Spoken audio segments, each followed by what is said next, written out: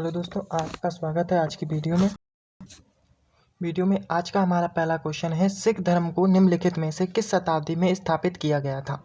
तो सिख धर्म की स्थापना थी वो 15वीं शताब्दी में किया गया और 16वीं शताब्दी के बीच तक उसका क्या हुआ, प्रचार प्रसार हुआ।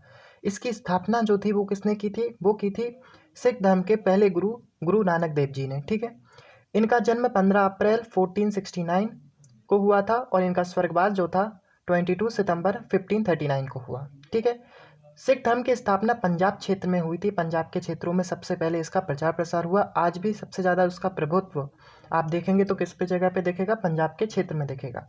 ठीक है, इसके गुरु नानक देव जी के अलावा भी इसमें कई और गुरु पैदा हुए। सिख धर्म जो था वो गुरु परंपरा पे आधारित था। इसमें किसी ईश्वर को से अधिक स्थान दिया गया था गुरुओं को। ठीक है, तो इसके अन्य प्रमुख जो गुरुओं की बात की जाए तो उसमें थे अर्जुन देव, श्री गुरु तेग बहादुर, श्री गुरु हरिगोविंद और श्री गुरु गोविंद सिंह। ठीक है, गुरु हरिगोविंद और गुरु गोविंद सिंह अलग अलग हैं। और जो इनके 9वें गुरु थे श्री गुरु तेग बहादुर जी, इन्हें 1675 में औरंगजेब के द्वारा मृत्युदंड दिया गया था, इनका सिर कटवा दिया गया था। ठीक है, इनकी शहादत हुई थी औरंगजेब के द्वारा। और इसका कारण क्या था, इसका कारण था इस्लाम अपनाना, मतलब उनको ज़बरदस्ती इस्लाम अपनाने के लिए मजबूर किया जा रहा था। लेकिन श्री गुरु तेग बहादुर जी ने अपना सिर नहीं झुकाया और क्या, मृत्यु स्वीकार की धर्म छोड़ने के बजाय। ठीक है, और हमारा अगला क्वेश्चन है, गुजरात राज्य में पहली बार जजिया कर लागू करने वाला शासक कौन था। तो गुजरात राज्य में एक अलग शासक शुरू करने वाला जिसका वंश था मुजफ्फरी साम्राज्य का एक अलग उसने वंश की नींव रखी थी, वो था अहमद शाह प्रथम। अहमद शाह प्रथम ने 1411 में गुजरात के अंदर अपना एक अलग सा साम्राज्य बनाया, जो कि क्या था, पूरा अलग साम्राज्य था, मुजफ्फरी वंश जिसका नाम दिया गया। इसकी राजधानी उसने बनाई थी अहमदाबाद और इसकी स्थापना भी किसने की थी, उसने ही की थी और अपने नाम पर ही इसका शहर का नाम रखा था अहमदाबाद। ठीक है, और इस साबरमती नदी के किनारे बसाया उसने। और अहमद शाह कट्टर मुसलमान था, इसीलिए उसने क्या किया, जजिया कर लागू किया था, जिसके कारण जजिया कर के डर के कारण, मतलब जो जजिया कर क्या होता था, जो गैर मुस्लिम लोग हैं उनके ऊपर लगाया जाने वाला कर था, उसको कठोर करके लागू किया था, जिसके कारण जो गैर मुसलमान थे वो धीरे धीरे क्या होगा, इस्लाम को स्वीकार करने लगे। अगला प्रश्न है, मराठा काल में ग्राम प्रशासन की देखभाल करने वाला अधिकारी निम्नलिखित में से कौन था। तो ग्राम प्रशासन की बात की जाए तो ग्राम प्रशासन के अंदर जो पद बनाए गए थे मराठा काल के दौरान, उसमें सबसे ऊपर था पाटिल पद, जो होता था गांव का मुखिया। ठीक है, गांव के मुखिया को कहते थे पाटिल। और पाटिल के सहायक के तौर पे जो काम करता था, जो उसके राजस्व की देखभाल करता था गांव की, वो होता था कुलकर्णी। ठीक है, गांव के चौकीदार को महार कहते थे और गांव के जो मुख्य पुजारी होते थे उनको जोशी कहते थे।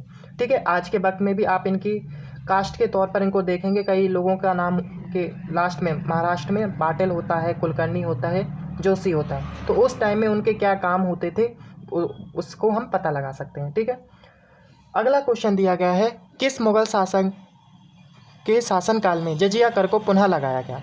सबसे पहले जब बाबर आया था, दिल्ली सल्तनत काल से ही क्या लगता था, जजिया कर लगता था। लेकिन जब अकबर ने 1564 में यानी 1564 में जजिया कर को समाप्त कर दिया, उसका उद्देश्य था कि हिंदू और मुसलमान कैसे रहें, सद्भाव के साथ रहें, इसीलिए उसने क्या किया था, जजिया कर को समाप्त कर दिया। लेकिन जो औरंगजेब था, जिसका वो क्या था, एक कट्टर शासन था, कट्टर मुस्लिम शासक था, इसी वजह से उसने 1679 में फिर से क्या कर दिया, मुगल साम्राज्य के अंदर जजिया कर को लागू किया। तो किस साम्राज्य के अंदर फिर से लागू हुआ, मुगल साम्राज्य, और किसने समाप्त किया था, अकबर ने, और फिर से लागू किया औरंगजेब ने।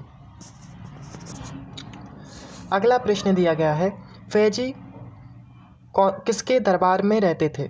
फैजी किसके दरबार में रहते थे, मतलब वो किसके दरबार के एक मुख्य स्थान में होंगे।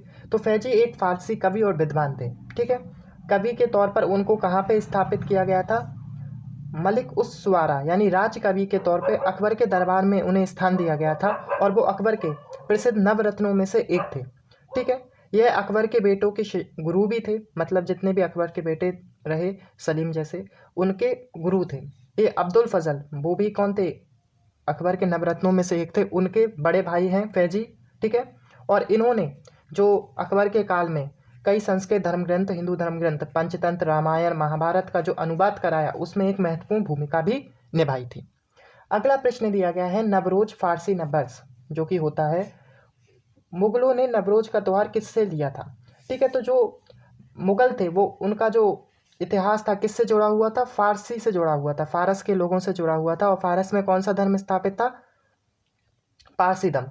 तो जिसके वजह से मुगल किसके साथ रिलेट कर पाते थे, फारसी लोगों से। इसीलिए उनके जो नववर्ष त्यौहार था नवरोज, उसको शाही त्यौहार के तौर पे मुगलों ने अपनाया था। लेकिन सर्वप्रथम फारसी त्यौहार नवरोज की बनाने का शुरुआत जो थी वो गुलाम वंश के बलबन ने की थी सबसे पहले, लेकिन मुगलों ने उसे शाही त्यौहार के तौर पे अपनाया था। ठीक है, अगला प्रश्न दिया गया है, भारतीय इतिहास के मध्यकाल में कवि तुलसीदास ने रामचरितमानस की किस भाषा में लिखी थी। तो रामचरितमानस है वो राजकवि श्री तुलसीदास जी ने लिखी थी, अवधी भाषा में लिखी थी। और जो संस्कृत में रामायण लिखी गई थी वो लिखी थी श्री महर्षि वाल्मीकि जी ने। ओके, अगला और आखिरी प्रश्न है हमारा वीडियो का, असम के अहोम साम्राज्य और मुगलों के बीच सराय घाट की लड़ाई किस वर्ष हुई थी।